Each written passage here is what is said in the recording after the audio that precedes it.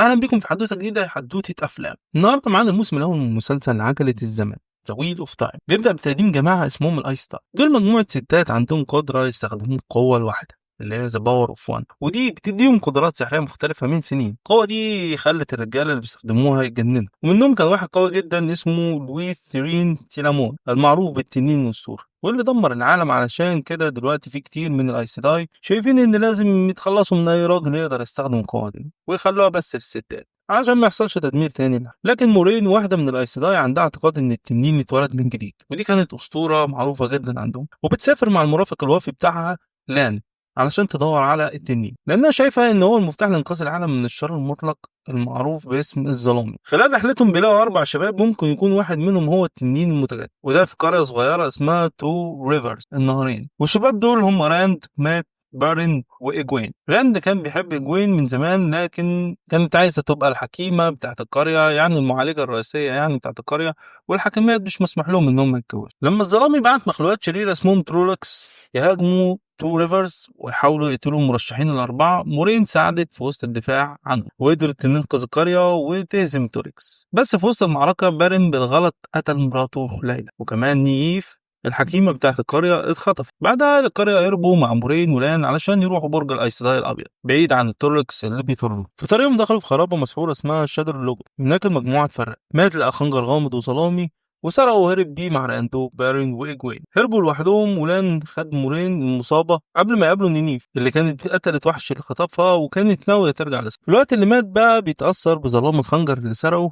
راند اكتشف انه عنده قوة خارقة مش بشرية. لما راند ومات هاجموا من مخلوقات مرعبة اسمه فيد، ظهر لهم راجل غامض اسمه توم وانقذهم ودافع عنهم وخلاهم يهربوا. بارين واجوين قابلوا جماعة مسالمين اسمهم التينكر، وهناك بارين بدأ يشك ان غضبه الشديد ممكن يكون له علاقة بالذئاب، واجوين اكتشفت انها كمان بتقدر تستخدم القوة. بس للأسف اتقبض عليهم من جماعة اسمهم العبايات البيضاء، وهم ضد أي حد بيستخدم السحر. عذبوهم بطريقة عنيفة علشان يخلوا اجوين تعترف باستخدامها للقوة، بس هي وبارين استخدموا قوتهم الجديدة وهرب. مورين ولان ونيف انضموا لمجموعة من الايسداي كانوا قابضين على راجل اسمه لوجاي، بيقولوا ان هو التنين المتجدد. لوجاي انكسر القيود السحرية وهاجمهم واصابهم كلهم، ولان اتصاب بإصابة مميتة، لكن نيف فجأة طلع قوة رهيبة منها وقدرت تعالج الكل حتى لان اللي كان شبه ميت. بعدين الايسداي اتحدوا كلهم وقطعوا صلة لوجين بالقوة للأبد.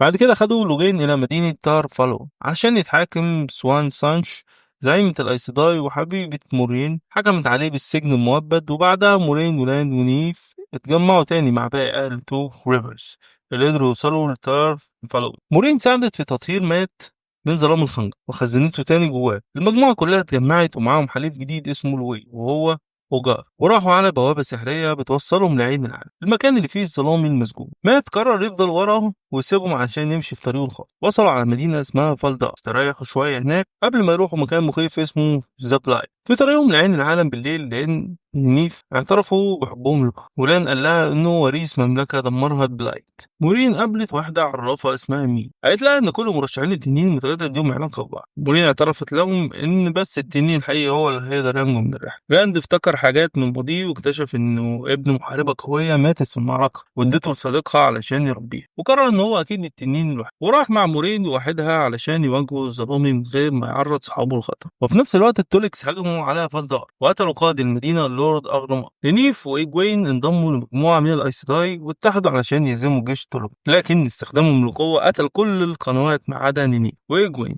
رغم ان المدينة اتنقذت بس بقت في فوضى رهيبة. بارين لقى قرن فالير اللي بيستدعي أعظم محاربين عبر التاريخ، لكن اتخان من واحد اسمه بادن فاين اللي طلع بيخدم الظلامي وقتل وين وسرق القرن. مورين ادت راند أداة قوية اسمها سا أنجريل تحتوي على قوة قديمة، ودخلوا مع بعض العين لمواجهة الظلامي ده. الظلامي هزم مورين بسهولة وقطع صلتها بالقوة وحاول يقنع راند انه يحرره، ووعده بمستقبل سعيد جدا مع اجوين. لكن راند فهم الخدعة واستخدم القوة عشان يعزز سجن الظلام، لانه خايف انه يجي زي باقي الرجالة اللي استخدموا القوة. راند طلب من مورين تقول لصاحبه انه مات وهرب لوحده، لان لقى مورين وهي فاقدة قوتها، فقالت له ان المعركة الحقيقية لسه ما بدأتش وان اللي فات كان مجرد البداية بس. الموسم بيخلص بظهور مجموعة من القنوات على السواحل الغربية بيستخدموا سحرهم علشان يعملوا تسونامي ويغرق كل حاجة قدامه.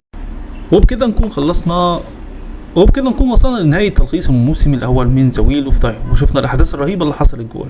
طبعا هنشوف الموسم الثاني الملخص الجاي، وهنشوف المجموعه اللي ظهرت في اخر الفيديو دي هتعمل ايه معانا في الموسم الثاني، وهيكون دورهم ايه ضد الابطال الاربعه. اتمنى ان الملخص يكون عجبكم، وانتظرونا ان شاء الله في ملخصات جايه كتير، واللي عنده اي استفسارات يكتب لنا في التعليقات، وما تنسوش تدعمونا بالشير واللايك والسبسكرايب، والسلام عليكم ورحمه الله وبركاته.